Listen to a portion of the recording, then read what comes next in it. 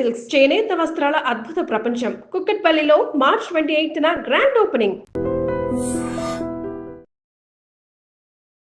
Welcome to iDream media. So కరివేపాకు ఇది అంటే మనం ప్రతిరోజు వాడుతూనే ఉంటాము, కూరల్లో వేస్తూ ఉంటాము, కరివేపాకు పొడి కూడా వాడుతూ ఉంటారు. అయితే అసలు కరివేపాకు ఇది ప్రతి కూరలో వేయాలని చెప్పడానికి వెనుకున్న అసలు రహస్యం ఏంటి, దీని గురించి ఆయుర్వేదం ఏం చెప్తుంది, దీనిలో ఉన్న మెడిసినల్ ప్రాపర్టీస్ ఏంటి, ఇది ఎటువంటి అనారోగ్య సమస్యలను తగ్గిస్తుంది, పూర్తి వివరాలు తెలుసుకుందాం. మనతో పాటు ప్రముఖ యోగా అండ్ స్పిరిచువల్ గురు అరుణాదేవి గారు ఉన్నారు. మ్యామ్ నమస్తే అండి. నమస్తే మ్యామ్. మంచి మంచి మాటలు చెప్తూ ఉంటారు. మొన్న మారేడు దళం గురించి చెప్పారు. అసలు అందరూ కూడా మేము వాడుతున్నాము, చాలా బాగా పనిచేస్తుందని చెప్తున్నారు. అయితే కరివేపాకు మ్యామ్, కరివేపాకు అంటే దీంట్లో ఎన్ని మెడిసినల్ వాల్యూస్, ఎన్ని ఆరోగ్య లాభాలు లేకపోతే దీన్ని ప్రతిరోజు కూరలో వాడాలని చెప్తారు. సో ఏం చెప్తారు, ఒక యోగా గురువుగా డైట్ చెప్తూ ఉంటారు కదా, ఏం చెప్తారు దీని గురించి? అసలు ఏ కూర వండినా కూడా పర్టికులర్గా సౌత్ ఇండియన్లో కరివేపాకు వేయకపోతే మనకి అది నచ్చదు. ఆ సువాసన మనకి రావాలన్నమాట. ముఖ్యంగా పులిహోర తాలింపు కానీ దద్దోజనం, ఏ కూరైనా వండి తాలింపు వేస్తే కరివేపాకు లేకపోతే అది అక్కడ ఆగిపోతుంది అంతే. అది ఎక్కడున్నా ముందు వెళ్ళి తెచ్చుకోవాలి, కరివేపాకు తెచ్చుకుని వేస్తామన్నమాట. కరివేపాకు దీంట్లో ఉన్న గుణం ఏంటంటే ముఖ్యంగా దీంట్లో నుంచి ఒక మంచి వాసన వస్తుంది కదా. దీంట్లో పోలేట్ అనేది ఒకటి ఉంటుంది అన్నమాట. అది కాకుండా all B1, B2, B3, B6 వరకు ఇందులో ఉంటుంది. మీకు మెయిన్ ఇది ఏంటంటే ఇమ్యూనిటీని ఇంప్రూవ్ చేస్తుంది. మీ ఇమ్యూనిటీ బాగా డెవలప్ చేస్తుంది. మీరు కూరల్లో కన్నా కూడా ఒకవేళ ఇమ్యూనిటీ ఇంప్రూవ్ చేసుకోవాలి అని అనుకుంటే డైరెక్ట్గా ఒక 2 రెబ్బలు కరివేపాకు కడిగేసి మీరు నమలగలిగితే నమలేయచ్చు. నేను తినలేనండి అని అనుకుంటే ఒక గ్లాస్ వాటర్ పోసి దాంట్లో ఈ ఆకులు వేసి ఒక 3-4 నిమిషాలు మరగబెట్టి ఆ వాటర్ వడపోసుకుని తాగొచ్చు. టీలాగా. కషాయం అంటే మళ్ళీ నువ్వు ఎక్కువ మరగాలన్నమాట. గ్లాసు నీళ్లు పోస్తే 1/2 గ్లాసు వరకు మరిగిస్తే దాన్ని కషాయం అంట. ఇది కషాయం కాదు, జస్ట్ టీ. తాగుతుంటే మంచి ఆ ఫ్లేవర్ వస్తూ ఉంటుంది అన్నమాట. చాలా బాగుంటుంది ఇది డైరెక్ట్గా మీరు టీ లాగా తాగితే. ఇంకా ఏంటి అంటే ఇది స్కిన్కి చాలా చాలా చాలా మంచిది, అలాగే హెయిర్కి కూడా చాలా మంచిది. మనం చాలాసార్లు మాట్లాడుకున్నాం కూడా, ఎవరికైనా హెయిర్ ఫాలింగ్ సమస్య ఉంటే రోజు ఒక కరివేపాకు రెబ్బ తినేయండి అని చెప్తూ ఉంటాం. ఫ్రెష్ ఒక రెబ్బ తీసుకోవాలి, ఎన్ని వస్తే ఆ నాకులు కడిగేసుకుని నోట్లో వేసి నమ్మలేసేది. ఒకవేళ అలా నోట్లో నమ్మలేకపోతున్నాము అంటే ఏదైనా చపాతీ తినే వాళ్ళైతే కొంచెం చపాతీ రోల్ చేసుకుని నమ్మలేయడం, లేకపోతే అన్నం ముద్దలో వేడి అన్నం కొంచెం రైస్లో కలుపుకుని ఒక ముద్దలా తినేయడం, నమలగలిగితే నమలేయడం. మీరు రోజు గనక ఒక్క రెబ్బ కరివేపాకు కనుక తినగలిగితే ఫస్ట్ మీ స్కిన్, మీ హెయిర్లో తేడా డిఫరెన్స్ మీకు కనబడిపోతుంది. హెయిర్ ఫాల్ బాగా కంట్రోల్ అవుతుంది దీంట్లో విటమిన్ K కూడా ఉంటుంది ఇందులో. ఇంకా అన్నిటికన్నా ముఖ్యం కళ్ళకి చాలా చాలా మంచిది, విటమిన్ A కూడా ఉంటుంది.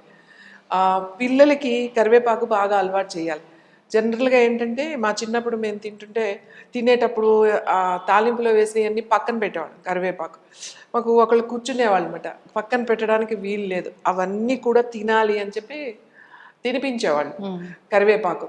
సో పిల్లలకి బాగా కరివేపాకు తినటం అనేది అలవాటు చేయాలి. మనం దీన్ని పౌడర్గా కూడా చేసిన వాడచ్చు. కరివేపాకు కారం అని చేస్తాం మనం. అయితే కరివేపాకు మళ్ళీ మనకు దానికి టేస్ట్ కావాలి, మళ్ళీ దానికి చింతపండు వేయాలి, ఉప్పు వేయాలి, జీలకర్ర అని అలా కూడా వాడతాం. కానీ అన్నిటికన్నా బెస్ట్ ఇట్లా ఫ్రెష్గా కనుక మీరు, మనకి మార్కెట్లో కూడా ఫ్రెష్గానే దొరుకుతుంది, తెచ్చుకుని మీరు కనుక కరివేపాకు తిన్నారు అని అంటే మీకు కంటి సమస్యలు కంట్రోల్ అవుతాయి, అలాగే స్కిన్ హెయిర్ సమస్యలు తగ్గుతాయి. తర్వాత జీర్ణాశయానికి కూడా చాలా చాలా మంచిది అన్నమాట. ఏదైనా డైజెషన్ కానిది ఏదైనా ఉంటే కూడా కరివేపాకు ఇది బాగా, ఏదైనా అరగలేదు అనుకుంటే ఒక రెబ్బ కరివేపాకు వేసుకుని కొద్దిగా జీలకర్ర వేసుకుని కొంచెము టీ లాగా పెట్టుకుని కనుక తాగారు అని అంటే, ఒక్కొక్కసారి ఎక్కడో తింటారు భోజనం అరగట్లేదు, పట్టు ఉబ్బుతున్నట్టు ఉంది అంటే అప్పుడు రాగానే ఒక రెబ్బ కరివేపాకు అంత జీలకర్ర వేసుకుని అంత టీ లాగా పెట్టుకుని కనుక తాగితే చాలా బాగుంటుంది. వెంటనే మీకు తెలుస్తుంది అది బాగా అరుగుతున్నట్టుగా. ప్రతి దాంట్లోనూ వేయడానికి కారణం ఏంటి అని అంటే ఇది ఇమ్యూనిటీని ఇంప్రూవ్ చేయడం, డైజెషన్ అనమాట.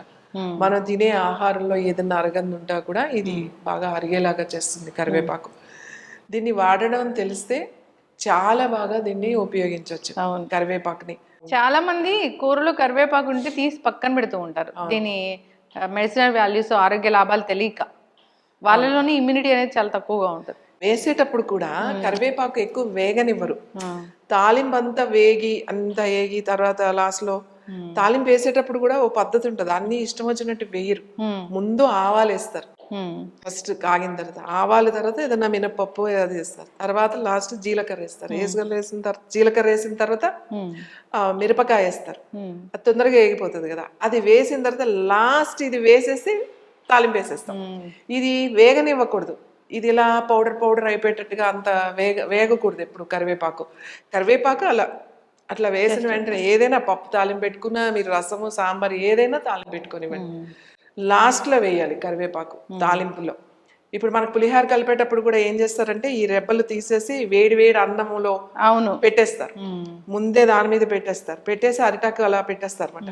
ఆ మంచి సువాసన వస్తుంది. మళ్ళీ తాలింపులో వేసినా కూడా పచ్చి కరివేపాకు పెడతారు, చాలా చాలా చాలా టేస్ట్ వస్తుంది. ఈ పచ్చి కరివేపాకు పులిహోరలో ఫస్టే కలిపేస్తారు. ఫస్టే అన్నం వండుతాం కదా, తాలింపు అంతా తర్వాత కలుపుతాం కదా.